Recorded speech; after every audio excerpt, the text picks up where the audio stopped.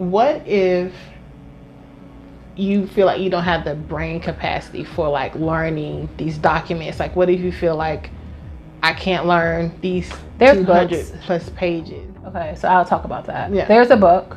I meant to bring it. I thought about it on the way, and I have it. I don't reference it because I know the work, so that's probably why I forgot about the book. But honestly, after you do so many, like 5, you burn like, yeah.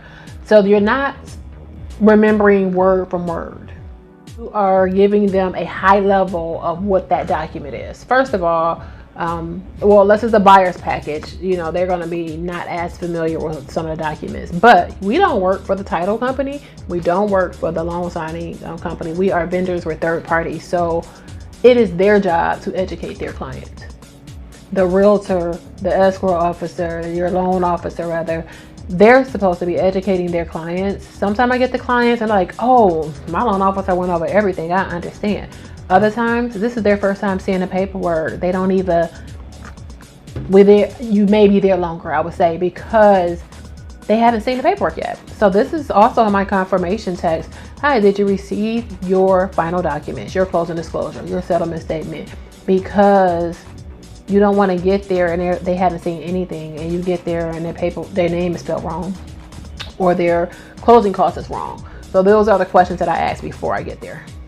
If you don't understand the paperwork that you are presenting to your client, you can, before you go out or after you've done with your commission, you can also reach out to me and we can go over, we can do a Zoom, we can do a one-on-one over the phone, we can go over some of the docs, but you are pretty much reading and giving them a high level. It can be, one document can be 2 pages, one document can be 18 pages. You're not reading those pages verbatim. You are giving a high level overview of what this document is and why they're signing it.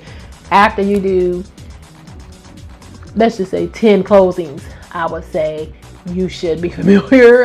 Everybody's learning curve is different, but I think I learned mine quicker because I was in the midst of COVID and I was doing 60 to 100 closings a month, to the point where you ain't had no choice but to know what those documents were. Once you print the documents, if you have time to go out before your client, read the document and determine how you want to present it. For example, for the note at the top, it says promissory note. I say, this is your promise to pay back your loan.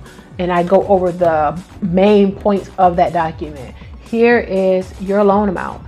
Here is your interest rate. Does that look right? Yes or no? Here is your first payment date. Here's your last payment date. And then page 2 and 3 talks about your late fees. What happens if you go in defaults? Is there any prepayment penalties? And then the signature page may or may not have the date. So that's one more thing. This is a little off topic, but you want to pay attention to your documents. Some want a date, some don't. One lender may want a date, one may not. So you have to be very particular, precise, and efficient on watching those signature lines and dates. A lot of the documents don't require a date. They don't want a date on purpose, and sometimes they may ask you to go back out and sign that document over because you added the date. So you want to be as efficient as possible and don't make those mistakes. And sometimes they may not send you back out. Guess what? They may not use you again. And you may not know why. So again, I want you all to learn from my mistakes and be efficient and learn from my mistakes, and you can't be lazy because it will catch up with you.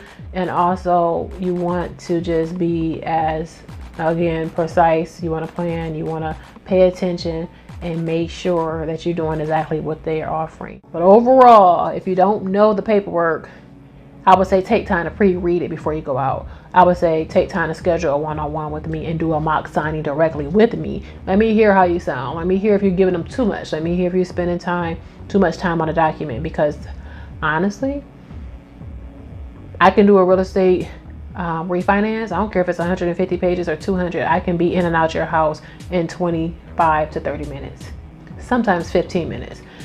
A lot of it has to do with how well you're educated on the documents, but how well your client is educated on the documents. If they're kind of familiar with the documents, they're going to be like, okay, sign, sign, sign.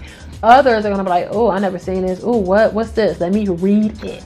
So it will vary, but on record, I'm usually never in someone's house longer than 30 minutes. If I am, that's because we got a reader in our hands or we had to make calls to title or to the attorney office or the lender for some reason. So a lot of people, they don't understand sometimes why my one-on-ones, why is it so much? Because I'm teaching you what I've learned in a very short period of time. Your turnaround time is going to be much better than mine because of all that I'm giving you is full of value. The things that I'm teaching you, I had to learn on my own by making errors and mistakes, and I'm trying to help you prevent those.